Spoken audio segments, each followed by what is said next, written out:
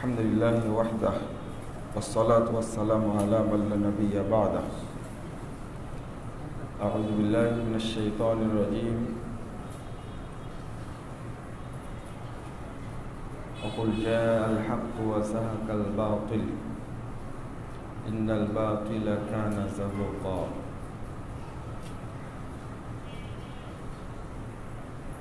عن أبي هريرة رضي الله عنه قال قال رسول الله صلى الله عليه وسلم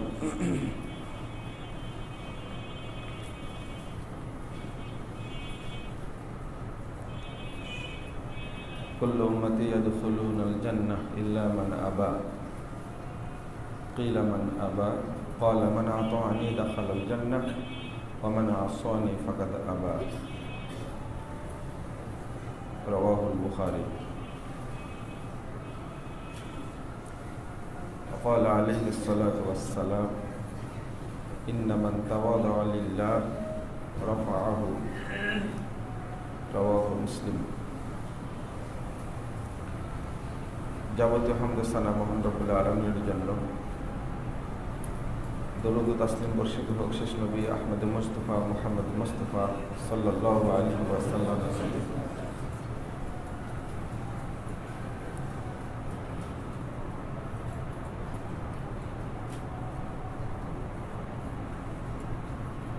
আহলে হাদিস ভাইরা ধৈর্য ধারণ করুন, মহাবিজয় অতি সন্নিকটে।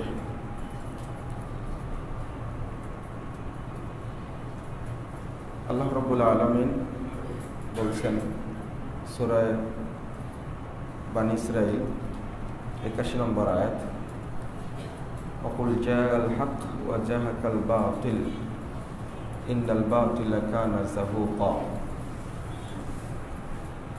হে নবী মুহাম্মদ সাল্লাল্লাহু আলাইহি ওয়াসাল্লাম, আপনি বলুন হক এসেছে, বাতিল বিতাড়িত হয়েছে, চুরমার হয়েছে।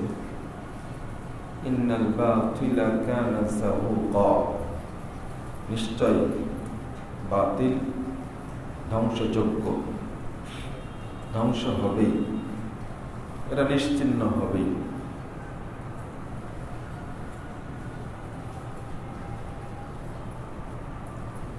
এটা আল্লাহ রাব্বুল আলামিনের কালাম, বিশ্বাস করি।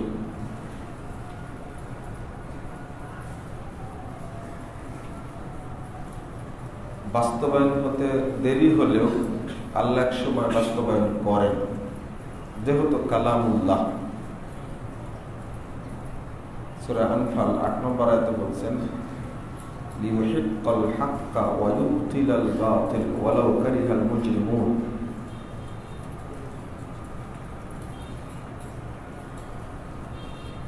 আল্লাহ হকটাকে হক হিসাবে প্রমাণ করেন, প্রতিষ্ঠিত করেন।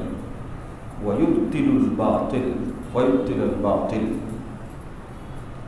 আর বাতিলকে তিনি ধ্বংস করেন। ওয়ালাউ কারিহাল মুজরিমুন, যদিও অপরাধীরা এটাকে অপছন্দ করে। বাতিল ধ্বংস হয়ে গেলে তারা তো এটাকে খারাপ মনে করবেই। সূরা আম্বিয়া 18 নম্বর আয়াতে বলছেন বাল নাকযিফু বিল হাক্কি আলাল বাতিল ফায়াদমাগুহু ফাইদা হুয়া যাহিক। বলছেন নাকযিফু বিল হক আলাল বাতিল, আমি হকটাকে বাতিলের উপরে নিক্ষেপ করি। নাকযিফু বিল হক বাতিল আলাল হক আলাল বাতিল, হকটাকে বাতিলের উপরে আমি নিক্ষেপ করি। ফায়াদমাগুহু, হক বাতিলকে একবারে থেতলে দেয়। ফাইদা হুয়া যাহিক, তখন বাতিলটা একেবারে চূর্ণ বিচূর্ণ হয়ে নিশ্চিহ্ন হয়ে যায়। এটা কার কথা? আল্লাহর কথা। বাল নাকযিফু বিল হক আলাল বাতিল ফায়াদমাগুহু ফাইদা হুয়া যাহিক। তবে রাসূলুল্লাহ সাল্লাল্লাহু আলাইহি ওয়াসাল্লাম ওই আয়াতটা সেই দিন পড়েছিলেন। সহিহ বুখারীর প্রথম খণ্ডের 336 পৃষ্ঠায় বর্ণিত হয়েছে যে আয়াতটি প্রথমে অনুবাদ করলাম মক্কা বিজয়ের দিনে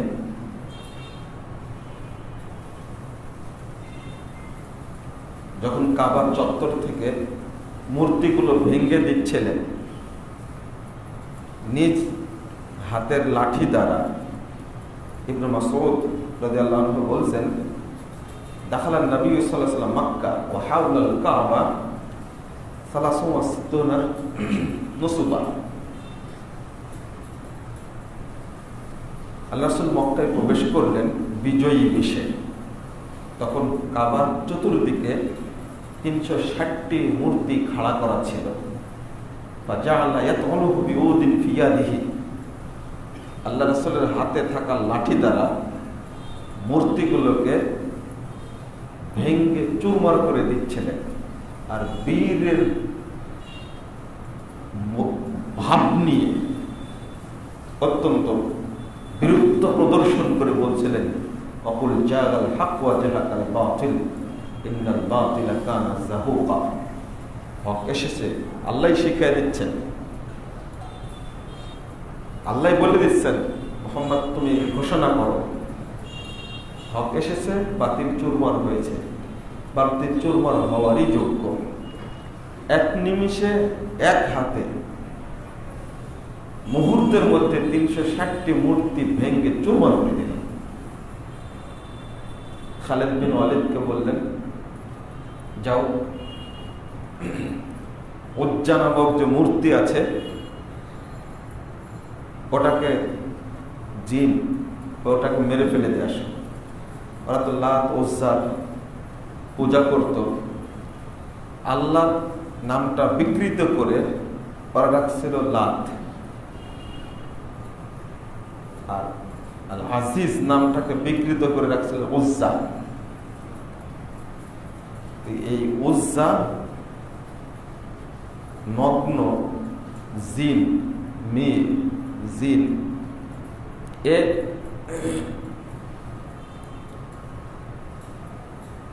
মূর্তির মধ্যে ঢুকত আর মূর্তি শব্দ করত। আর কাফেররা তখন মনে করত, মুশরিকরা মনে করত যে এই তো আমি যেটা বলছি এটা আমাদের মাবুদ সমর্থন করছে। খালিদ বিন ওয়ালিদ রাদিয়াল্লাহু আনহু গেলেন, যে সালাত থামারাত শব্দ আসছে, 3টা বাবলা গাছ একসঙ্গে দেখলেন, তো ওকে পেলেন না। আপনারা বলেন না গাছে ভূত থাকে, জিন থাকে, তো রাসূল বললেন ওই গাছটা কেটে দিয়ে চলে এসেছেন। আল্লাহ রাসূলকে বলছেন, তো রাসূল লাম তাসনা শাইআন, আরে খালিদ তুমি কিছুই করোনি, যাও যাকে মারার কথা তাকে তো মারতেই পারো না। ফাযাহাবা খালিদ ইবনে ওয়ালিদ, তিনি এবার গেলেন, যাওয়ার পরে দেখছেন যে এই নগ্ন জিন বিশাল মাথার চুল অনেক বড় করে এবং পুরো চুলটা কাদায় মাখানো, ভয়ঙ্কর রূপ নিয়ে আছে। যখন মারতে গেছেন তখন তার সাথীরা চিৎকার করছে। খালিদ বিন ওয়ালিদ রাদিয়াল্লাহু আনহু গিয়ে, অত্যন্ত সাহসী মানুষ যার নামই হলো সাইফুল্লাহ, আর আল্লাহ তরবারি, ওকে হত্যা করে ফেলল। এবার এসে আল্লাহ রাসূলকে বললেন যে এবার পেয়েছে এবং ওকে হত্যা করেছে। তখন আল্লাহ রাসূল বললেন, ওয়াতিলকাল উজ্জা, এই উজ্জা শয়তানটাই মুশরিকদেরকে পূজা করার জন্য উৎসাহিত করত। এই নগ্ন জিন। উবাই ইবনে কাব রাদিয়াল্লাহু আনহু বলছেন লিকুল্লি সনামিন জিন্নিয়া, পৃথিবীতে যত মূর্তি আছে এবং যে সমস্ত কবরকে পূজা করা হয় সবগুলোতেই এই নগ্ন মেয়ে জিন আছে। কবর তারা পূজা করে না, ভক্তি মূলত করে এই নগ্ন শয়তান জিনকে। আহাদিসুল মুখতারের মধ্যে 1459 নম্বর হাদিসের মধ্যে আলোচনা আসছে, সনদ সহিহ। আলী রাদিয়াল্লাহু আনহু বললেন, আলী শুনো, লা তাদা তিমসানান ইল্লা তামাসতাহু ওয়া লা কবরান মুশরিফান ইল্লা সাওয়াইতাহু। যত মূর্তি, ছবি পাওয়া এবং যত উঁচু কবর পাওয়া না ভাঙ্গা পর্যন্ত ছেড়ে দিবা না, সবগুলোকে ভেঙে চুরমার করে দাও। 1967 নম্বর হাদিস, সেই মুসলিমের মধ্যে এসেছে। রাসূল সাল্লাল্লাহু আলাইহি ওয়াসাল্লামকে এবার জিজ্ঞেস করছেন, নিজে এক কাজ করলেন, খালিদ বিন ওয়ালিদকে বললেন উজ্জাকে ধ্বংস করো, আলীকে বললেন যে এই পৃথিবীর বুকে আনাসে কানাসে যেখানে ছবি, মূর্তি আর কবর পাবা, উঁচু কবর, সৌধ নির্মাণ করা কবর যেটা পূজা করা হয়, সবগুলোকে ভেঙ্গে চুরমার করে দেবে।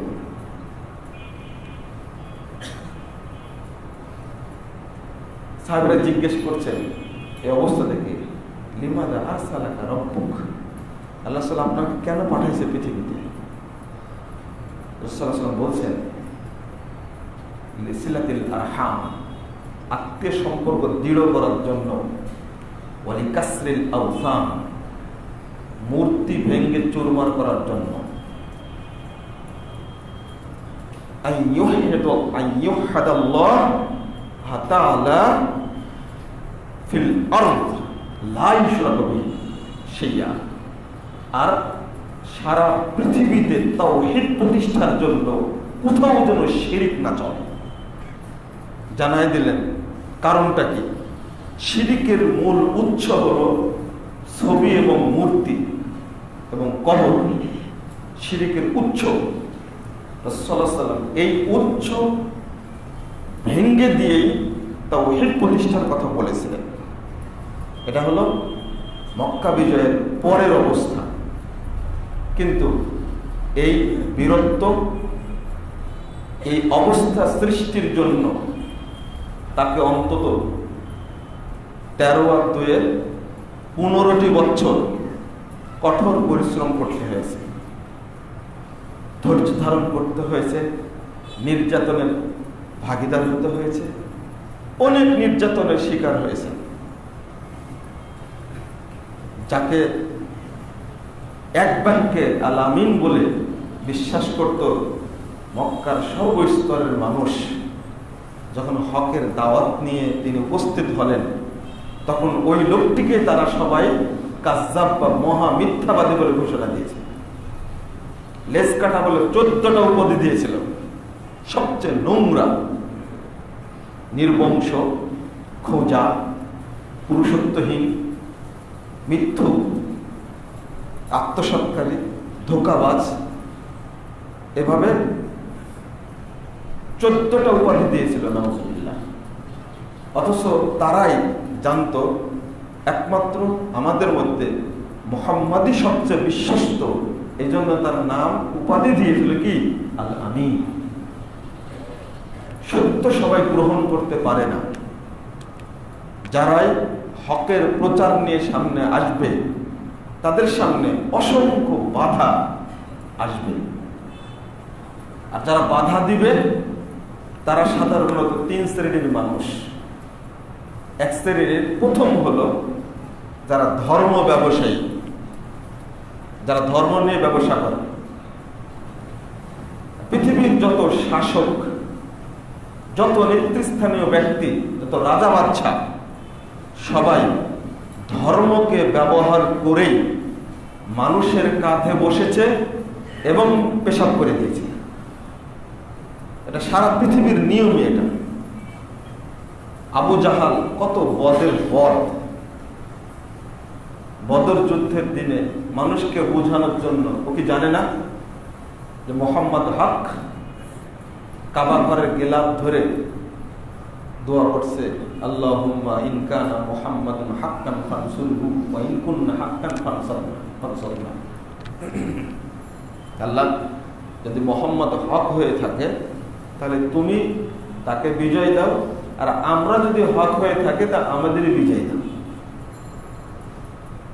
আবু জাহাল নাম ছিল আবুল হাকাম, সবচেয়ে বুদ্ধিমান লোক। ইসলাম তাকে চিত্রিত করেছে আবু জাহাল বলে। আগে ছিল জ্ঞানের পিতা, পরে হয়েছে কি মূর্খের পিতা। সত্যকে গোপন করে বুদ্ধিমান, জ্ঞানী, বুঝদার, পণ্ডিত, মনীষী মানুষ যখন হকটাকে গোপন করে আমিত্বকে চাপিয়ে দেয়, তখন সে আর জ্ঞানী থাকতে পারে না, ও সবচেয়ে বড় মূর্খ হয়ে যায়। ইসলাম তাকে মূর্খ বলেছে। ও হলো জ্ঞান পাপী, জ্ঞান তাপস না, জ্ঞান পাপী। তাই করেছে, ধর্মকে ব্যবহার করে মানুষকে জানিয়েছে কি চমৎকার ব্যাপার। আবু জাহাল তো কাবার ইবাদত করে, কাবাকে ভালোবাসে, তাকে নেতা বানিয়ে দিয়েছে। নমরুদও তাই করেছে, ফেরাউনও তাই করেছে। যুগে যুগে এমনটাই হয়েছে। আর এই সমস্ত ধাপ্পাবাজ মানুষগুলোকে সর্বত্র সহযোগিতা করেছে ধর্ম ব্যবসায়ী যারা, তারা।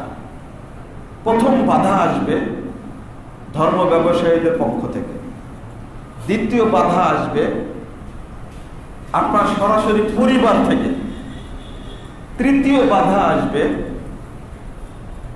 সরাসরি প্রশাসন থেকে। তখন আর আপনার কিছু করার থাকবে না। এই বাধাকে ডিঙ্গিয়ে ধৈর্যের সাথে দাওয়াতি কাজ করে সমাজ অর্থাৎ তাওহীদের বিপ্লবকে সামনে নিয়ে আসতে হবে। চরম ধৈর্যের পরিচয় দিতে হবে। এখানে বিজয় নেওয়ার জন্য ধৈর্য প্রয়োজন। রাসূলুল্লাহ সাল্লাল্লাহু আলাইহি ওয়াসাল্লাম কত ধৈর্য ধারণ করেছেন। সহিহ বুখারীর 3678 নম্বর হাদিসটা খুলুন। ইবনে মাসউদ রাদিয়াল্লাহু আনহু বলছেন, মিন আশাদ্দিন নাস আবগাযাল মুশরিকুন। মুশরিকরা আল্লাহ রাসূলের প্রতি সবচেয়ে বেশি অত্যাচার করেছে। ফাজাআ ইয়াওমান উতবা ইবনে আবি মুআইত।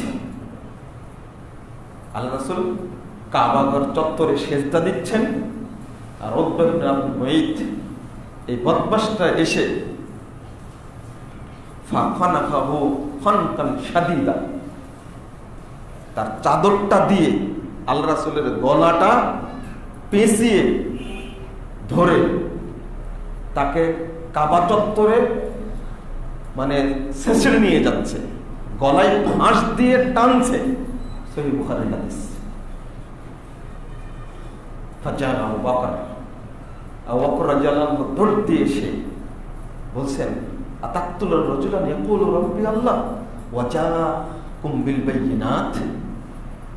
হায় আক্ষেপ, তোমরা কি ওই লোকটাকে হত্যা করতে চাচ্ছ যে লোকটা বলে যে আমার রব আল্লাহ, আর তিনি আল্লাহর পক্ষ থেকে দলিল নিয়ে আসছেন আমাদের জন্য?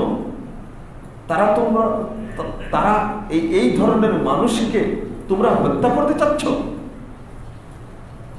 আল্লাহ রাসূল কাবা চত্বরে সেজদা দিচ্ছেন, আর তার গলায় ফাঁস দিয়ে মেরে ফেলার জন্য টেনে নিয়ে ঘুরছেন।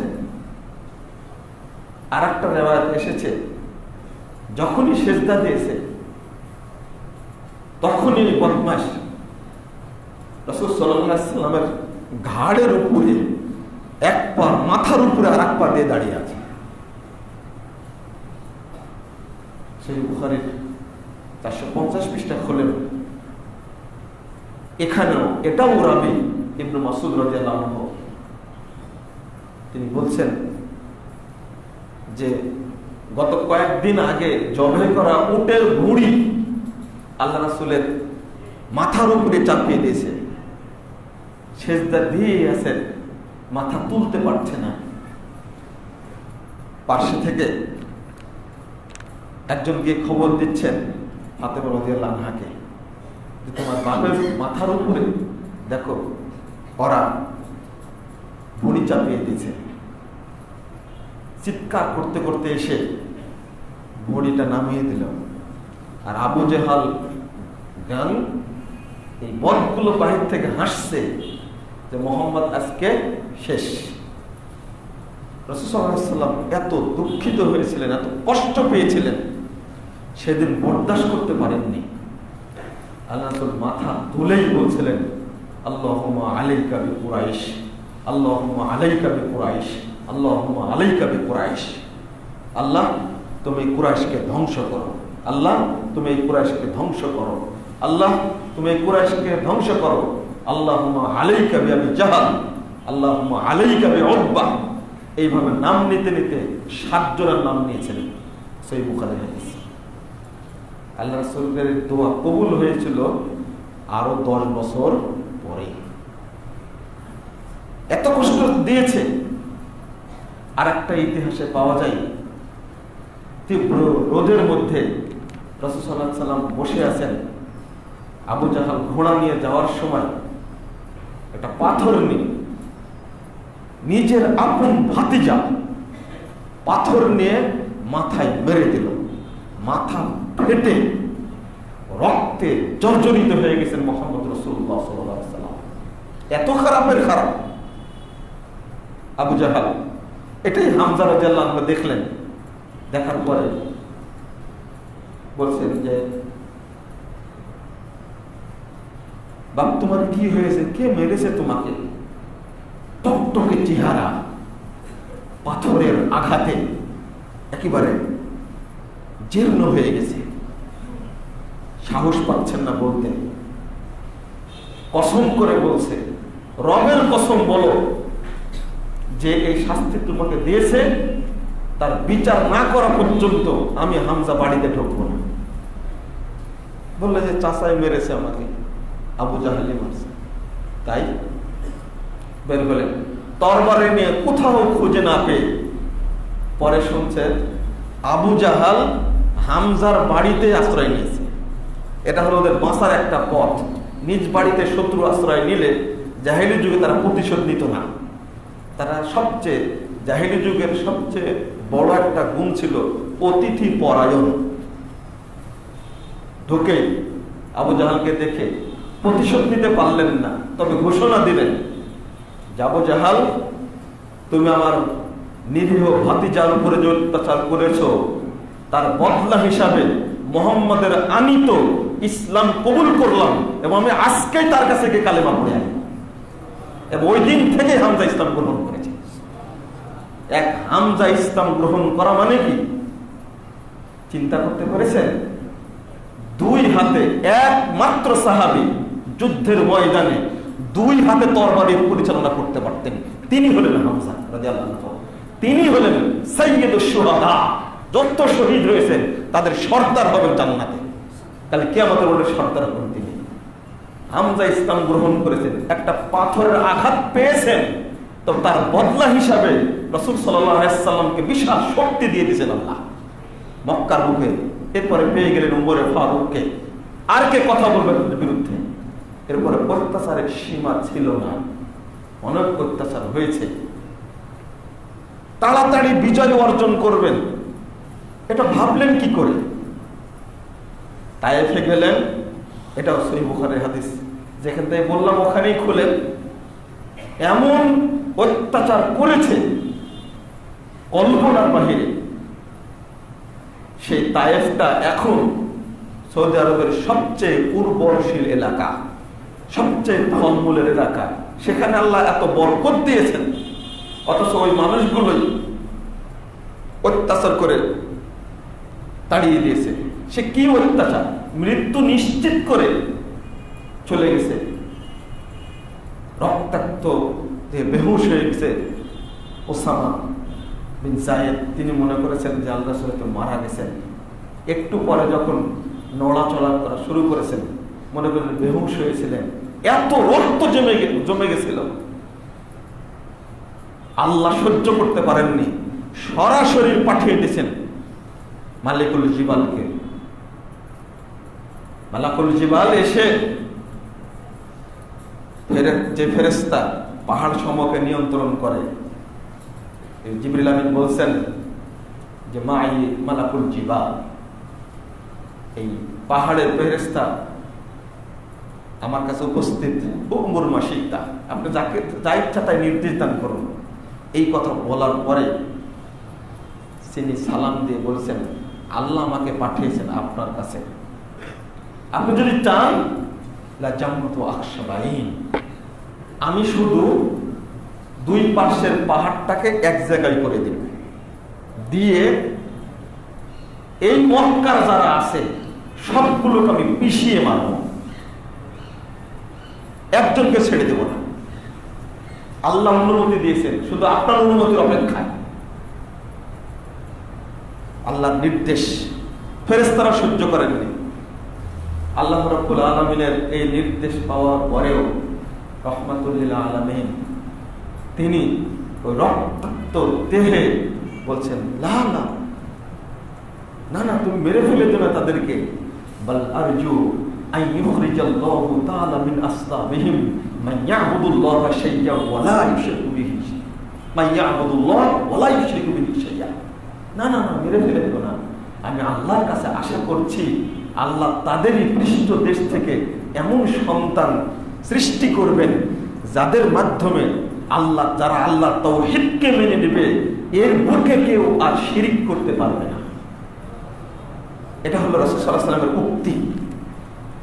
কত অত্যাচার করলে আল্লাহ এই নির্দেশ পাঠান, কত ধৈর্যের পরিচয় দিয়েছেন, কল্পনা করা যায় না। 1631 নম্বর হাদিস, বাইহাকির শুআবুল ঈমান খুলুন। রাসূল সাল্লাল্লাহু আলাইহি ওয়াসাল্লাম যাচ্ছেন, মাররান নবী সাল্লাল্লাহু আলাইহি ওয়াসাল্লাম বিআম্বারিন ওয়া আহলিহি, আম্মার এবং তার পরিবারের পাশ দিয়ে যাচ্ছেন। ওহুম ইউআযাবুন, আর তাদেরকে শাস্তি দেওয়া হচ্ছে, তারা চিৎকার করছে। আম্মারের মা সুমাইয়া একজন মহিলা, আবু জাহালরা তার উপরে যে অত্যাচার করেছে, মারতে মারতে মারতে অসহায় হয়ে গেছে, উলঙ্গ করে তার লজ্জাস্থানে বর্ষা নিক্ষেপ করে 2 উটের পায়ের সাথে 2 পা বেঁধে দিয়ে উট দুইটাকে 2 দিকে হাঁকিয়ে দিয়েছে, একেবারে চিরে ফেলে দিয়েছে। অত্যাচার কাকে বলে? আল্লাহ রাসূলের কিছু করার ছিল না, শুধু বললেন, আবশিরু ইয়া আহলা ইয়াসির, হে ইয়াসিরের বংশধর, তোমরা ধৈর্য ধারণ করো এবং সুসংবাদ গ্রহণ করো। ফাইন্না মাউইদাকুমুল জান্নাহ, আল্লাহ রাব্বুল আলামিন তোমাদের জন্য জান্নাতে জায়গা করে রেখে দিয়েছেন। সুসংবাদ দিয়ে দিলেন। কেমন অত্যাচার! মিলিয়ে দেখুন, আজকে ওই জাহিলি যুগের মতোই বাংলাদেশের একজন প্রধানমন্ত্রী, যিনি মা এবং মহিলা, বিরোধী দলের নেত্রীরাও মা এবং মহিলা, ওই দেশে ওই রকম ভাবে মা বোনকে যেভাবে ধর্ষণ করা হচ্ছে, আগে বলতো ধর্ষণ, এখন বলছে গণধর্ষণ। 12 জন 13 জন মিলে একজন নারীকে ধর্ষণ করে দেশটাকে ধর্ষণের রাজ্য বানিয়ে দিয়েছে। আর এর পিছনে সবচেয়ে বেশি ভূমিকা পালন করেছে বর্তমানে যে মিডিয়াগুলি আছে। এই মিডিয়া সন্ত্রাস হলো সবচেয়ে বড় সন্ত্রাস। দুর্নীতি সন্ত্রাসের চেয়ে, মাদক সন্ত্রাসের চেয়ে সবচেয়ে বড় সন্ত্রাসী কার্যক্রম হলো মিডিয়া সন্ত্রাস। ইউটিউবের মাধ্যমে ইন্টারনেটের মাধ্যমে, ফেসবুকের মাধ্যমে, টুইটারের মাধ্যমে, আপনার এদিকে হোয়াটসঅ্যাপ বলে নাকি ইমো বলে, এই সমস্ত সাইটের মাধ্যমে এবং যত টিভি চ্যানেল আছে, কিছু কিছু নাস্তিক টিভি চ্যানেল আছে যাদের জন্মই হয়েছে নাস্তিকতার উপরে। নাস্তিকতাগত ভাবে শয়তান, জন্মগত ভাবে শয়তান। তাদের কাজ হলো শুধু ইসলামের বিরুদ্ধে কটূক্তি করা। আর কিছু খুটকড়কের সাংবাদিক আছে, তুমি বাংলাদেশে জন্মগ্রহণ করেছ, বাংলাদেশের মায়ের পেট থেকে তুমি জন্মিয়েছ, বাংলাদেশের খাও, বাংলাদেশের আলো বাতাস তুমি গ্রহণ করো, বাংলাদেশে থাকো, তুমি স্বাধীনতার বিরুদ্ধে কথা বলো, তুমি একটা মুনাফিক। আমি গত খুতবাতে বলেছি, এই সমস্ত যারা দেশদ্রোহী সাংবাদিক আছে, যারা সব সময় পাশ্চাত্যকে এবং বিভিন্ন উস্কানি দিয়ে দেশটাকে জঙ্গি রাষ্ট্র বানাতে চায়, শুধু জঙ্গি খুঁজে, এই সমস্ত সাংবাদিকরা হলো দেশদ্রোহী। দেশকে তারা ধ্বংস করতে চায়, এরা হলো স্বাধীনতা বিরোধী। এই সমস্ত খুটকুড়ো খাওয়া বেহায়া সাংবাদিকগুলোকে গ্রেফতার করে শাস্তি দেওয়া উচিত। ওরা যেমন ইসলাম বিরোধী, তেমনি তারা স্বাধীনতা বিরোধী, এরা দেশদ্রোহী। এরা চায় না দেশটা ভালোভাবে পরিচালিত হোক। ওটা রিপোর্ট করে না, যেটা রিপোর্ট করার দরকার দেশের পক্ষে ওটা করবে না, সবসময় নেগেটিভ রিপোর্ট গুলো করে থাকে। যাকে আমি অন্যদিকে চলে গেছিলাম, ওইভাবে আজকে নারীদেরকে দেব ধর্ষণ করা হচ্ছে, গণধর্ষণ করা হচ্ছে। এতদিন যখন বলেছি যে ইসলামী শাসন জারি করুন আর স্বজন প্রীতি বন্ধ করুন, দল প্রীতি বন্ধ করুন, দেখুন বাংলাদেশ শান্তি প্রতিষ্ঠিত হবে ইনশাআল্লাহ। গত খুতবার আগের খুতবায় বলেছিলাম ঢাকা মোহাম্মদপুরে, আল্লাহ নিজে বলে দিয়েছেন এরা হলো আল্লাহর সাথে যুদ্ধ করেছে, রাসূলের সাথে যুদ্ধ করেছে, এদের শাস্তি হলো আইয়ুকাত্তালু, তাদেরকে হত্যা করো সরাসরি। 2 আইয়ুসাল্লাবু, অথবা তাদেরকে শুলিতে চড়াও, দেশ থেকে বহিষ্কার করো। এটা তাদের দুনিয়াবী শাস্তি, পরকালীন শাস্তি তো আছে। এক ধর্ষিতা ও কতবার ধর্ষণের শিকার হয়ে তা কে জানে। ও বলছে ধর্ষকদের স্পটে হত্যা করা উচিত। ও এখন তোমার মুখ থেকে ইসলামের বিধান বের হচ্ছে, তাই না? এতদিন বলেছ যে এই মৃত্যুদণ্ড, এই আইন রাখাটা উচিত না।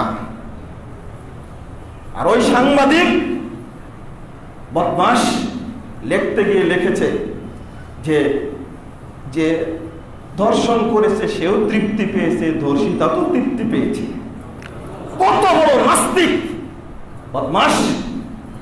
এই ধর্ষিতা যদি তোর মা হতো, এই ধর্ষিতা তোর বোন হতো, এই ধর্ষিতা যদি তোর বউ হতো, তুই কি উক্তি করতি? বদমাশ কথা! তোর মতো সাংবাদিক বাংলাদেশে বসবাস করে স্বাধীন রাষ্ট্রে। টিভি চ্যানেলগুলো এই সমস্ত সাংবাদিককে দেখতে পায় না, তাদেরকে ধরতে পারে না, জন্মগত ভাবেই নাস্তিকেরা। এই সমস্ত কথাও লিখতে পারে, বলতে পারে। ধর্ষণকে কি উস্কিয়ে দিল না? আর যত দোষ বক্তাদের, তাই না? বক্তারা সব সময় এই নারীদেরকে পোশাক পরিহিত ঘরের মধ্যে অবস্থান করার কথা বলে, আমরা বলি।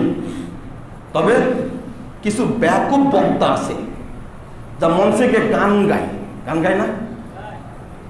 কিছু ব্যাকুব আছে, এইগুলো বক্তা না, এরা হলো তক্তা। এটা হলো ইবলিস শয়তানের নগ্ন মূর্তি। এগুলো সব যাদের কারণে ইসলামের বদনামটা। আমাদের বক্তব্য শুনুন, বক্তব্য আমরা কি কথা বলে থাকি। দুর্ভাগ্য হলো এই যে যাচাই বাছাইয়ের লোক নাই, যেটা সামনে পাই ওটাই বলতে চাই। যাচাই করার লোক নাই, বাছাই করার লোক নাই, চিন্তা করার লোক নাই। আর মিডিয়ার সামনে আসতে পারলে মনে করে যে মুই কি হনু রে, একবারে কি ঘটেছে চিন্তা করো না, ভাবনা করো না, লাইভ এসে দুইটা কথা বলে দিল আর বললাম যে হ্যাঁ আমি অনেক কিছু হয়ে গেছি। কিন্তু ওইটা নিয়ে ভাবলো না, চিন্তা করলো না, এই কারণে বিভ্রান্তিটা বেশি।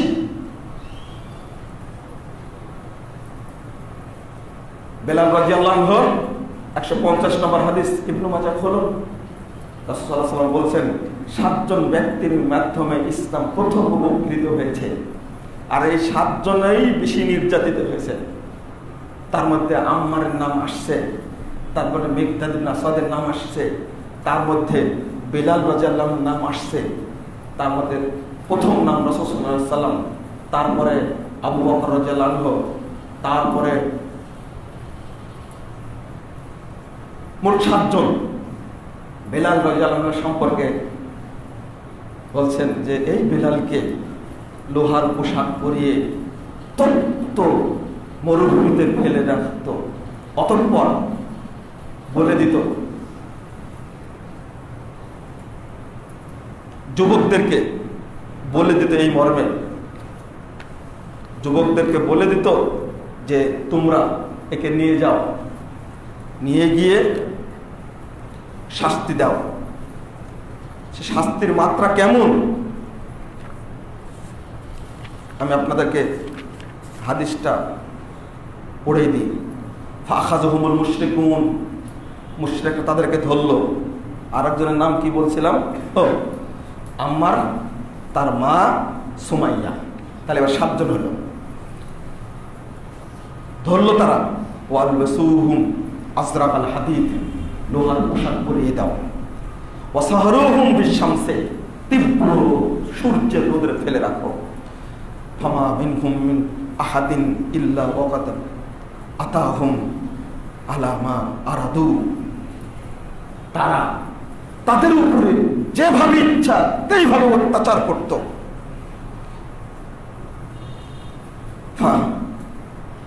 ফাইন্নাহু হানাত আলাইহি নাফসুহু, বেলাল সম্পর্কে বলছেন ফিল্লাহ ওয়া হানাত আলা কওমিহি ফাআখাযুহু, বেলালকে তারা ধরলো। ফাআতুহুল বিলদান, দিয়ে দিল বাচ্চাদেরকে, ছেলেদেরকে দিয়ে দিল, যুবকদেরকে। ফাজালু ইয়াতুফুনা বিহি ওয়া শিয়াবি মক্কা ওয়া হুয়া ইয়াকুল আহাদ আহাদ। তারা বেলালের গলায় দড়ি পেঁচিয়ে মক্কার অলিতে গলিতে রাস্তায় ঘোরাতো আর কষ্ট দিত। আর বেলাল একটা শব্দ বলতেন, আমি এক আল্লাহকে গ্রহণ করেছি, আমি এক আল্লাহকে গ্রহণ করেছি, আমি এক আল্লাহকে গ্রহণ করেছি। কুল হুয়াল্লাহু আহাদ। আহাদ শব্দটা ওইটাই হলো তাওহীদ। মূলত শব্দটা হলো ওয়াহদুন। আরবি কায়দা অনুযায়ী ওয়াহদুন শব্দটা আলিফ হয়ে গেছে, ওয়াওটা আলিফ হয়ে কি হয়েছে? আহাদ হয়েছে। ওখানে ওয়াহাদা ইউওয়াহিদু তাওহীদ শব্দটা এখান থেকে আসছে। আমি একমাত্র আল্লাহকেই মেনে নিয়েছি, আমি একমাত্র আল্লাহকেই মেনে নিয়েছি। বেলাল রাদিয়াল্লাহু আনহু তাদের কাছে আপোষ করেননি, আল্লাহ রাসূল আপোষ করেননি, নির্যাতিত হয়েছেন তো আপোষ করেননি। আরো কত ঘটনা বলবো আপনাদেরকে। খুবাইবের কথা জানেন না? খুবাইব রাদিয়াল্লাহু আনহু, তারপর খাব্বাব বিন আরতাত, তাকে কিভাবে শাস্তি দেওয়া হয়েছে। তাকে তো হত্যা করা হলো এই খারেজিরা, যাদেরকে আজকে জিএমবি চরমপন্থী জঙ্গি বলি আমরা।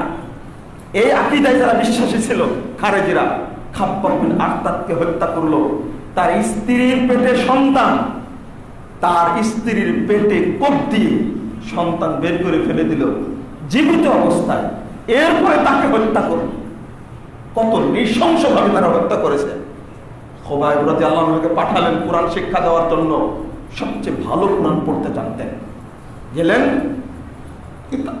তারা ফাঁকি দিয়ে ৭০ জনের মধ্যে ৬৮ জনকে হত্যা করলো। একজন পালিয়ে চলে গিয়ে আল্লাহ রাসূলকে বললেন, আল্লাহ রাসূল সবাইকে মেরে ফেলে দিয়েছে আর খুবাইবকে আটকে রেখেছেন, আমি পালিয়ে চলে এসেছি খবর দেওয়ার জন্য। খুবাইব রাদিয়াল্লাহু আনহুকে দীর্ঘদিন বাহিরে রেখে দিয়েছে, দিয়ে তাকে হত্যা করবে। খেতে দেয়নি, পানি দেয়নি, কিছুই দেয়নি তাকে। অনেকদিন পরে গিয়ে দেখে মরেনি, শরীরটা বরং খুব সুন্দর তাজা হয়েছে।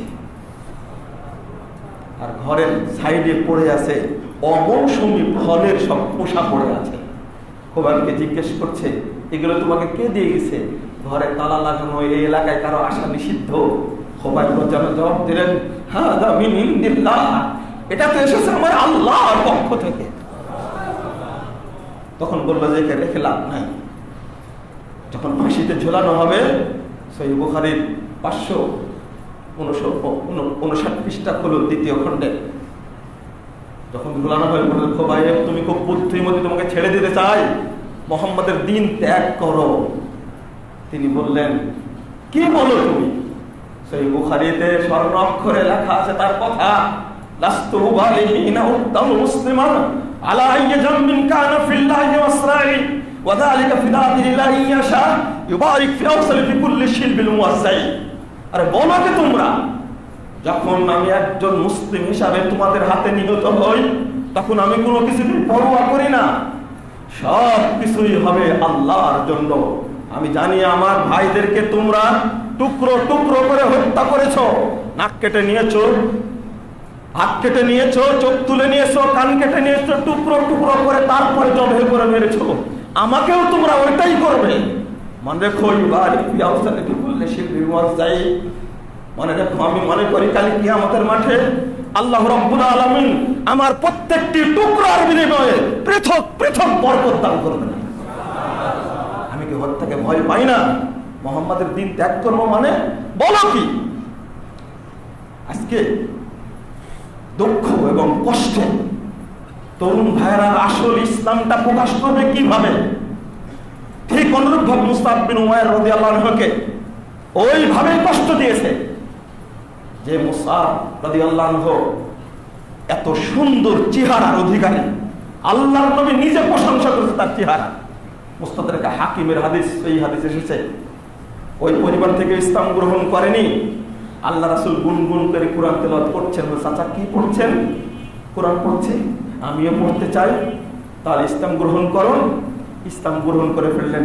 তাকলা জোয়ান মানুষ, তার পরিবার থেকে বের করে দিল। তার মা এক সপ্তাহ যাবত খায়নি, পানি স্পর্শ করেনি, ওদের নিয়ম ছিল এটা। ডাকলো মুসআব বিন উমাইরকে, বেটা তুই যদি মুহাম্মাদের দ্বীন ত্যাগ না করিস তাহলে আমি এভাবে মারা যাব। মুসআব রাদিয়াল্লাহু আনহু বললেন, মা ওয়াইল খরাজাত তাফসাকা আলফা মাররা, তোমার আত্মা যদি 1000 বার এইভাবে বেরিয়ে যায়, 1000 বার যদি তুমি মরো, লা আরজু মিন দীনে মুহাম্মদ, আমি মুহাম্মাদের দ্বীন ত্যাগ করব না। কি স্পিরিট! আল্লাহ রাসূল তাকেই পাঠালেন মদিনায়। মদিনাতে বদর যুদ্ধে তার হাতে পতাকা তুলে দিলেন, উহুদের যুদ্ধেও তার হাতে পতাকা তুলে দিলেন। উহুদের যুদ্ধে শাহাদাত বরণ করলেন। মুহাম্মদুর রাসূলুল্লাহ সাল্লাল্লাহু আলাইহি সাল্লাম দাঁত ভেঙে আহত। পরে দেখছেন কে কোথায় পড়ে আছে। মুসআব বিন উমাইর এক জায়গায় পড়ে আছেন। দৃশ্যটা কি? যখন ডান হাত কাটা পড়েছে, বাম হাতে পতাকা ধরেছে, বাম হাত যখন কাটা পড়েছে, দুই বাহু দিয়ে পতাকা তুলে ধরে রাখছে। পিছন থেকে কাফের এসে গলার উপরে কোপ দিয়ে তাকে জবাই করে একদিকে মাথা ফেলে দিয়েছে, একদিকে দেহ ফেলে দিয়েছে। মুহাম্মদ রাসূলুল্লাহ সাল্লাল্লাহু আলাইহি সাল্লাম এসে দেখে তিনি বলেছেন, মা রাআইতু বিমাক্কাতা ওয়া মা বিহা আদাক্কু হুল্লাতান ওয়া আহসানু লিমানাত হালাযা শাসির রাসুল মুরদা। হে মুসআব, আমি তোমার মতো সুন্দর চেহারার ছেলে মক্কাতে দেখিনি। তোমার যে মাথায় কুকড়ানো চুল ছিল, এইরকম চুল কারো মাথায় ছিল না। আর আজকে একটা ছেঁড়া পোশাকে খণ্ডিত মাথা নিয়ে ঘাসের মধ্যে তুমি পড়ে আছো। এই আয়াত পড়তে পড়তে রাসূল সাল্লাল্লাহু আলাইহি সাল্লামকে জানিয়ে দিলেন, আকাবার সফরে যে 75 জন সাহাবী অংশগ্রহণ করেছিল, রিজালুন কদ সাদাকু মা আহাদুল্লাহু আলাইহি, 23 নম্বর আয়াত সূরা আহজাবের মধ্যে এসেছে। আয়াত পড়ে শুনিয়ে দিলেন, হে রাসূল, আপনি শুনে নিন, যারা সেই দিন অঙ্গীকার করেছিল, আল্লাহ রাব্বুল আলামিনের অঙ্গীকার তারা পূরণ করেছে। মুসআব জান্নাতি হয়ে গেছে। সেই মুসআব এত সুন্দর পোশাক পরতেন, একটা পোশাক 3 দিন পরতেন না, এত ধনী পরিবারের সন্তান আর এত সুন্দর। কেন জানেন না? হাদিসে আপনারা জানেন, মুসআবকে হত্যা করার পরে ঘোষণা করে দিল যে মুহাম্মদ মারা গেছে, অর্থাৎ রাসূলের চেহারার সাথে মুসআব রাদিয়াল্লাহু আনহুর চেহারার মিল ছিল। ওই তরুণের প্রশংসা করেছেন আল্লাহ নবী মুহাম্মদ সাল্লাল্লাহু আলাইহি ওয়াসাল্লাম। লিখতে গিয়ে জীবনী লেখক লিখছেন, ইন্নাহু দাইয়া ওয়াল মুজাহিদ, তিনি একজন সংগ্রামী দায়ী ছিলেন। ইয়াদু ওয়াহদাহু, একাই দাওয়াত দিবেন। ওয়াসবিরু ওয়াহদাহু, একাই ধৈর্য ধারণ করতেন। ওয়ায়াদু ওয়াহদাহু হিনা কানা দুরুহুদ্দা ওয়াল মুস্তারজাম, যখন যেখানে দাওয়াতের প্রয়োজন হয়েছে তখন সেখানে ঝাঁপিয়ে পড়েছেন। মুসআব বিন উমাইরের মতো তরুণ রাজকে আলহামদুলিল্লাহ বাংলাদেশের আনাচে কানাচে সর্বত্র তাওহীদের দাওয়াত দেওয়ার জন্য প্রচেষ্টা চালাচ্ছে এবং তারা সফল হবে ইনশাআল্লাহ। হিজরতের পরে বিজয় হয়, এতে কোনো সন্দেহ নাই। যেমন আল্লাহ নবী হিজরত করেছিলেন, কিন্তু মক্কা বিজয়ের ঘটনা ঘটেছে। আজকে যেন মানে মাক্কি যুগ চলছে বাংলাদেশে। যারা সহি আকীদার কথা বলে, সহি হাদিসের কথা বলে, যারা সালাফি মানহাজের কথা বলে, তাদের উপরে অত্যাচার একটা স্টিম রুলার চালানো হচ্ছে, মামলা দিয়ে ভয় দেখানো হচ্ছে। আমি ওই সমস্ত ভাইদেরকে বলবো, ধৈর্য ধারণ করুন আর দাওয়াতি কাজ করুন। ইনশাআল্লাহ আল্লাহ আমাদেরকে জান্নাতুল ফেরদাউসে আল্লাহর রাসূলের সাথে থাকার জায়গা করে দিবেন ইনশাআল্লাহ। আমি দোয়া করি যে সমস্ত ভাইরা নির্যাতিত হচ্ছে, গত কয়েকদিন আগে মসজিদে ঢুকিয়ে একজন তরুণ ছেলেকে এমন ভাবে পিটানো হয়েছে, শুধু রফুল আযান করার কারণে, জোরে আমিন বলার কারণে বাপ ভাই মিলে এলাকার লোক নিয়ে পিটানো হয়েছে। মসজিদ বন্ধ করে দেওয়া হচ্ছে। আপনারা জানেন ইতিহাস, নাটোরের এক মসজিদ পুড়িয়ে দেওয়া হলো অন্ধকারে, ভোলার এক মসজিদ পুড়িয়ে দেওয়া হলো, সিলেটের তাকুয়া মসজিদ, যারা পাগড়ি পরা মিডিয়াতে কথা বলে তারা পর্যন্ত মিছিল করে তাকুয়া মসজিদটা ভেঙে দেওয়ার জন্য মিছিল বের করেছিল না? আমাদের ভাইয়েরা বলল যে আমরাও চলে গেলাম, আল্লাহর ঘর আল্লাহর জন্য রেখে গেলাম। আলহামদুলিল্লাহ পরে আর আগাতে পারেনি। আব্দুল মুত্তালিব যেমন বলেছিল যে আব্রাহা তুমি আমার উটগুলো দিয়ে দাও, আমি তো উটের মালিক। তুমি এত স্বার্থপর মানুষ, আমি আসছি কাবা ভাঙতে আর তুমি আসছো উট চাইতে। আব্দুল মুত্তালিব বলেছিলেন যে তুমি বুঝোনি, উটের মালিক আমি আর কাবার মালিক তো আল্লাহ, কাবার মালিক আল্লাহ, আমার উটগুলো দিয়ে দাও। তাই ভৎসনা করছিল আব্রাহা, তুমি নাকি গোত্রপতি, তুমি নাকি কুরাইশ নেতা, তুমি কাবার নিরাপত্তা চিন্তা না করে তুমি তোমার উট নিতে এসেছো। তখন বলছেন আব্রাহা আমি উটের মালিক, কিন্তু কাবার মালিক আল্লাহ, আল্লাহ হেফাজত করবেন। আমাদের খোলা ঘোষণা, মসজিদে দখল করে নাও না কেন ঘোষণা, ওই মসজিদ সরাসরি আল্লাহর ঘর, আল্লাহই ব্যবস্থা নেবেন ইনশাআল্লাহ। বাবরি মসজিদকে যেমন রাম মন্দির তৈরি করা হচ্ছে, ইতিহাস একদিন উল্টা যাবে ইনশাআল্লাহ। একদিন ওই বাবরি মসজিদে থাকবে ইনশাআল্লাহ, রাম মন্দির থাকবে, কোনো সন্দেহ নাই। ওটা বিচার আল্লাহর কাছে দিয়েছে, আল্লাহ করতে পারেন, ওই দিন সামনে আসতে পারেন। যেমন তুরস্কের হায়া সোফিয়া, যেমন তারাই নির্মাণ করেছিল, খ্রিস্টানরাই পূজা করত, ইবাদত করত, কিন্তু আল্লাহ এমন ব্যবস্থা করলেন এই এলাকার সমস্ত মানুষ ইসলাম গ্রহণ করে নিল, আর কেউ গির্জাতে গেল না। অবশেষে তারাই, ওই অমুসলিমরা, খ্রিস্টানরা ইসলাম গ্রহণ করে পরিত্যক্ত ঘোষণা হওয়ার কারণে ওই মুসলিমরাই হায়া সোফিয়াকে মসজিদ হিসেবে ঘোষণা করে দিল। আবার তার ওই মসজিদটাকে এই বদমাস মোস্তফা কামাল আতাতুর্ক, এই বদমাসটা ওইটাকে আবার মিউজিয়াম ঘোষণা করে দিল। পরবর্তীতে ইতিহাস পাল্টে গেল, আজকে ওই জায়গাতে আবারও মসজিদ হচ্ছে, মসজিদে সেখানে নামাজ হচ্ছে, আজকে হচ্ছে না। আর কিছু নাস্তিক বদমাস বলছে ওই সময়েরই ঘটনা, একই তারিখের ঘটনা, মানে 25 তারিখ আর 5 তারিখ এরকম ঘটনা। কিছু ব্যাকুব বলল, যদি আয়া সোফিয়া মসজিদ হয় তাহলে বাবরি মসজিদ কেন মন্দির হতে পারবে না? কত বড় দেখছেন, কত বড় এই সাংবাদিক, কত বড় বদ, চিন্তা করতে পারছেন? কত বড় বাটপার। তুমি হলো জ্ঞান পাপী, তুমি ইতিহাস জানো না। আয়া সোফিয়াকে কি জোর করে মসজিদ বানানো হয়েছে? যারাই পূজা করত, ইবাদত করত খ্রিস্টানরা, তারাই ইসলাম গ্রহণ করে তারাই তাকে মসজিদ হিসাবে ঘোষণা করেছে। তুমি ইতিহাস বিকৃত করে উপস্থাপন করেছ। তুমি আগে ইতিহাস খুলে দেখো। ব্যাপক জ্ঞান পাপী, তুমি কোন পড়াশোনা জানো? তুমি তো ভাব দেখো, ওই পাশ করেছো, ওই পাশ করেছ। এই তথাকথিত কিছু সাংবাদিক আছে, তারা এই কাজগুলো করে থাকে, শুধু উস্কিয়ে দেয়। আমি আল্লাহর কাছে দোয়া করছি, যে সমস্ত ভাইয়েরা আজকে সারা দেশে নির্যাতিত হচ্ছে তাওহীদের দাওয়াত দেওয়ার কারণে, ওই সমস্ত ভাইদের জন্য দোয়া করি, আল্লাহ যেন তাদেরকে হেফাজত করেন। বাংলা ভাষায় খুতবা দিতে দিবে না। আরে মসজিদ তৈরি করেছে আমি, আমার আকীদা হলো রাসূলের আকীদা, আমার আকীদা হলো সাহাবীদের আকীদা। তুমি প্রশাসনের কে? তুমি যে দেশের নাগরিক, আমি ওই দেশের নাগরিক। তুমি যে সংবিধান মানো, আমি ওই সংবিধান মানি। তুমি কিসের চেয়ারম্যান? তুমি কেন বলবে যে খুতবা আরবিতেই দিতে হবে? তুমি এই অধিকার কোথায় থেকে পেলে? তুমি মুহাম্মদ সাল্লাল্লাহু আলাইহি ওয়াসাল্লাম আরবিতে খুতবা দিয়েছেন, এই যাইকুব এই কথা কে বলেছে? মুহাম্মদ সাল্লাল্লাহু আলাইহি ওয়াসাল্লাম আরবিতে খুতবা দিয়েছেন, এই কথা কে বলেছে? মুহাম্মদ সাল্লাল্লাহু আলাইহি ওয়াসাল্লাম মাতৃভাষায় খুতবা দিয়েছেন। তুমি জানো না? তুমি জ্ঞান পাপী কোথাকার। এই কারণে একটা মসজিদ দখল করবে? এটা কি চোর দখল পেয়েছো তুমি? আমি বাংলাদেশের নাগরিক নই? তুমি কে কে চেয়ারম্যান হয়েছো? এসপি সাহেব ডিসিশন দিয়েছেন, ইউনো সাহেব ডিসিশন দিয়েছেন, তুমি মাতবারি করাকে। তুমিও নাগরিক, আমিও নাগরিক।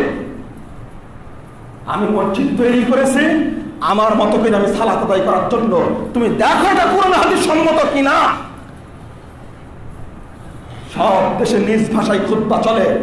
বাংলাদেশের কাঠমুল্লা হুজুরগুলো, এই মাজার পূজারীর ব্যবসায়ীগুলো, তারা সাধারণ মূর্খ জনগণকে হাইকোর্ট দেখিয়ে অন্ধ বানিয়ে এই হাওয়ায় লাড্ডুর উপরে ইসলাম চালিয়ে দিয়েছে। ওখান থেকে মানুষ আপগ্রেড হচ্ছে, আলহামদুলিল্লাহ। বিভিন্ন জায়গায় নির্যাতন করছে এইভাবে। বাংলা ভাষায় খুতবা দিতে হবে। আমরা বাংলা ভাষায় না, আমরা মাতৃভাষায় খুতবা দিয়ে থাকি, যেটা রাসূল মুহাম্মদ সাল্লাল্লাহু আলাইহি ওয়াসাল্লাম দিতেন মাতৃভাষায়। আল্লাহ বলে দিয়েছেন সূরা ইব্রাহিম 4 নম্বর আয়াত, আল্লাহ প্রত্যেক নবীকে স্ব ভাষায় নাজিল করেছেন। স্ব ভাষায় নাজিল করেছেন প্রত্যেক নবীকে। মুসা আলাইহিস সালামের ভাষা কি আরবি ছিল? ইব্রাহিম আলাইহিস সালামের ভাষা আরবি ছিল? তুমি কি বুঝলে? এক জিনিস বোঝাতে গিয়ে আর একটা বেদাতের আমদানি করেছে। সে বেদাতের আমদানি করেছে কি? যেহেতু আরবি ভাষায় খুতবা দিলে মুসল্লিরা কিছু বুঝে না, এজন্য খুতবার আগে 1 ঘন্টা হুজুরকে দিয়ে ওয়াজ করায় নাই। মানে এক বেদাত থাকতে গিয়ে আর এক বেদাতের জন্ম হয়েছে, আর এক বেদাত জন্ম নিয়েছে। কোথায় পেয়েছ? আবার হেদায়ের মধ্যে লিখেছে একটি কথা, এত কষ্ট লাগে আপনাকে কি বলবো।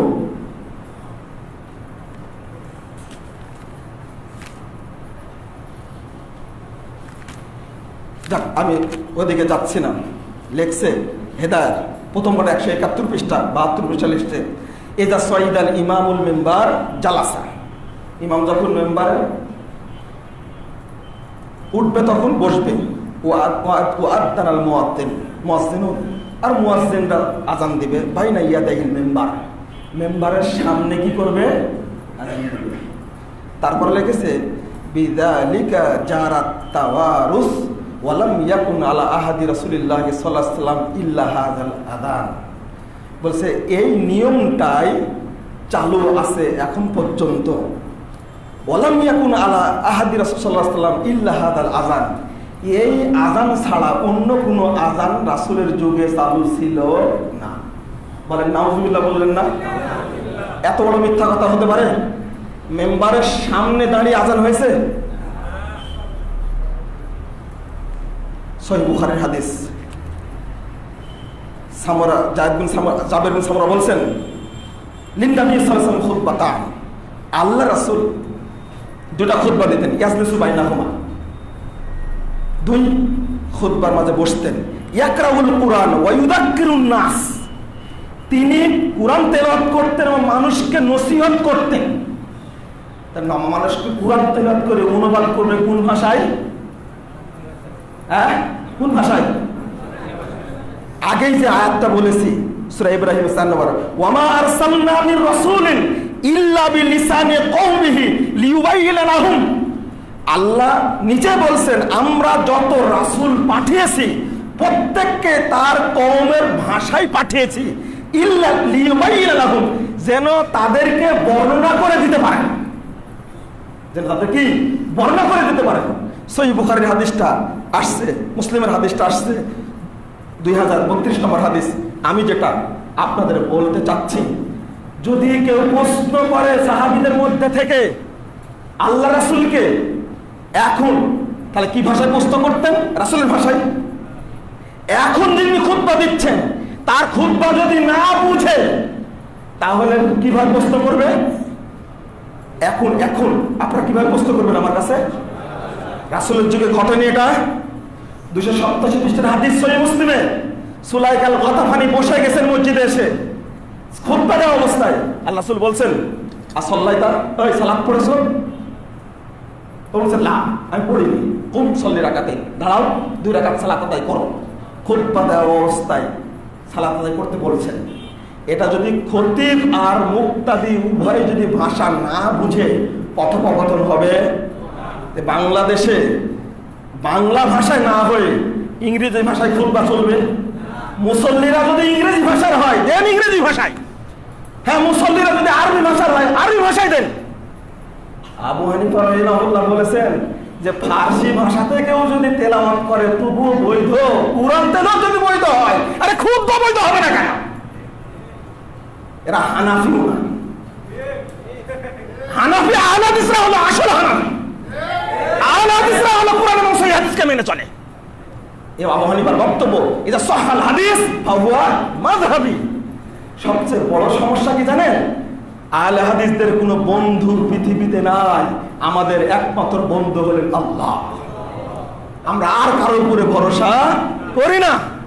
যখন মসজিদ দখল করা হবে, দেখলেন না মুফতি শফি সাহেব মারা গেলেন, কিন্তু এক বদমাশ স্ট্যাটাস দিল যে কুত্তা মারা গেছে, ঈদ মুবারক। দেখলেন না? ও তো জেলও হয়েছিল, মনে হয় গ্রেফতারও হয়েছিল মনে হয়।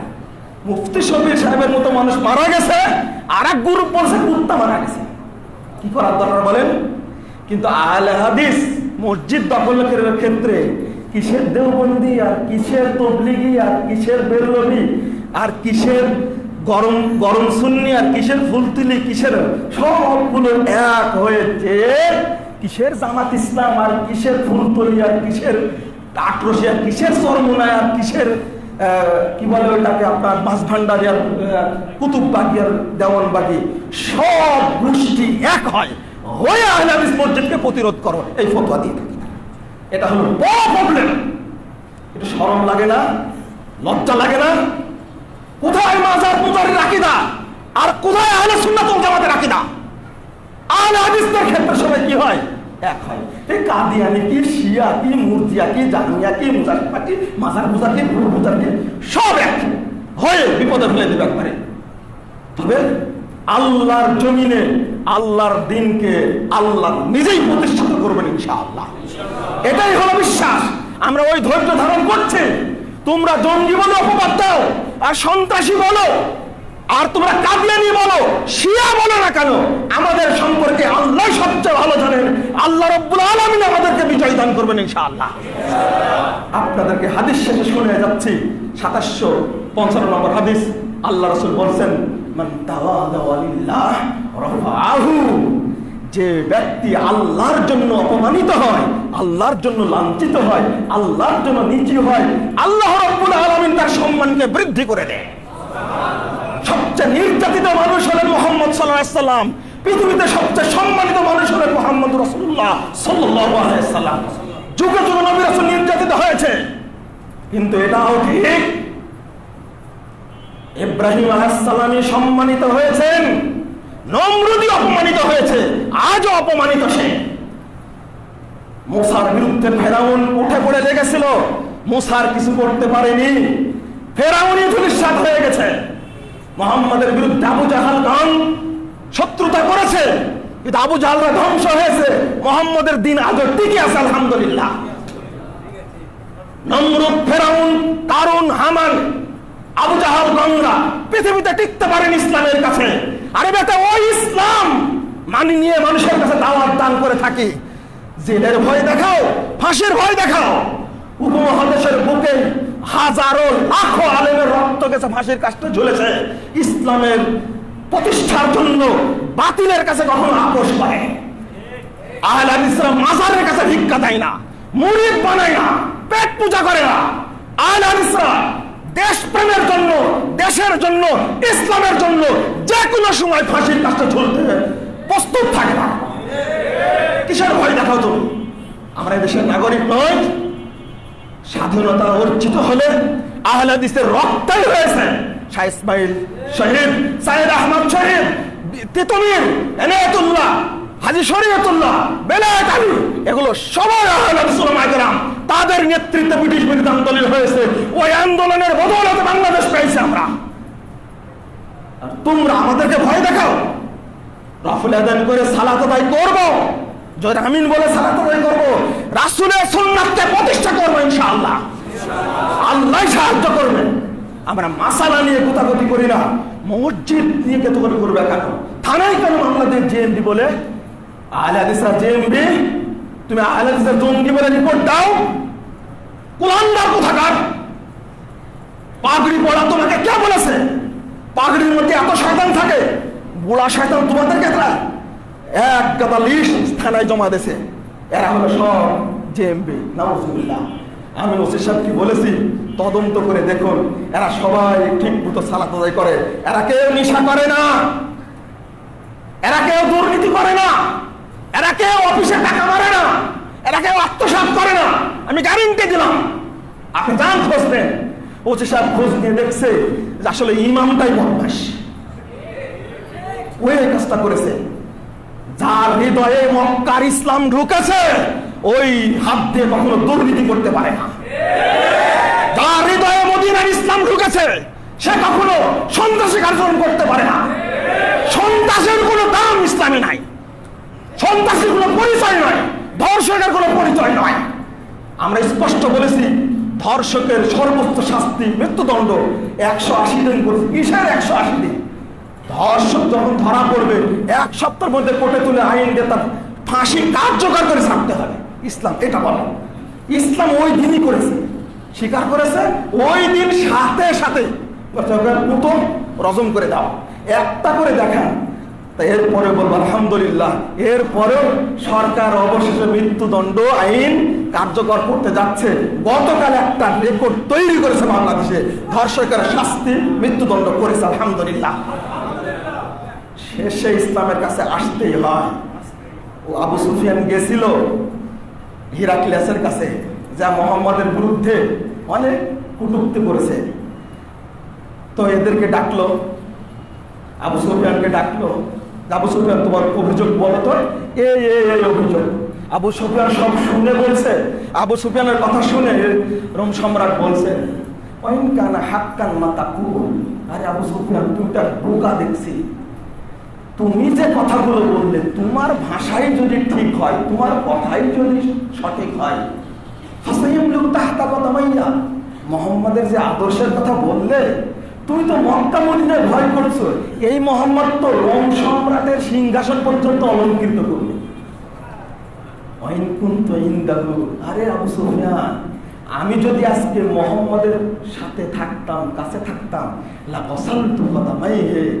আমি মুহাম্মাদের 2 পা ধুয়ে দিয়ে সম্মান দান করতাম। রোম সম্রাট বুঝেছিল ইসলাম। সহিহ বুখারী হাদিস 7 নম্বর হাদিস। রোম সম্রাট ইসলামের বাণী বুঝেছিল। তোমরা মাদ্রাসায় 36 বছর পড়ার পরেও, 90 বছর বুখারী পড়ানোর পরেও তোমরা ইসলাম বুঝো না। তোমরা বুঝা শুরু করো ইসলামকে। তোমাদের উচিত আহলে হাদিস ভাইরা কাদিয়ানীদেরকে অমুসলিম বলে, শিয়াদেরকে অমুসলিম বলে। কাদিয়ানীদের অত্যাচারে টিকে যাচ্ছে না বাংলাদেশে, ধর্ষকদের অত্যাচারে টিকে যাচ্ছে না। তোমরা তাদের বিরুদ্ধে মিছিল না করে, মাজার পূজারের বিরুদ্ধে মিছিল না করে, তোমরা আহলে হাদিস মসজিদ ধ্বংস করার জন্য, ভাঙ্গার জন্য মিছিল বের করো। তোমাদের নীতি এটা। পিস টিভি বন্ধের জন্য সংগ্রাম করেছ, কিন্তু আজকে যে টিভিতে যা হচ্ছে ওই টিভির বিরুদ্ধে তুমি সংগ্রাম করো না কেন? মিছিল বের করোনি কেন এখন পর্যন্ত? যে সমস্ত টিভি চ্যানেলগুলো নোংরা ছড়াচ্ছে, মিছিল করেছে না? পিস টিভির বিরুদ্ধে মিছিল করলো। হুজুর সিনুন, হুজুর সিনুন, হুজুর সিনুন। আল্লাহ তুমি আমাদেরকে ধৈর্য ধারণ করার তৌফিক দান করো। আল্লাহ তুমি এই বাংলাদেশটাকে নির্ভেজাল তাওহীদের দেশ হিসেবে কবুল করো।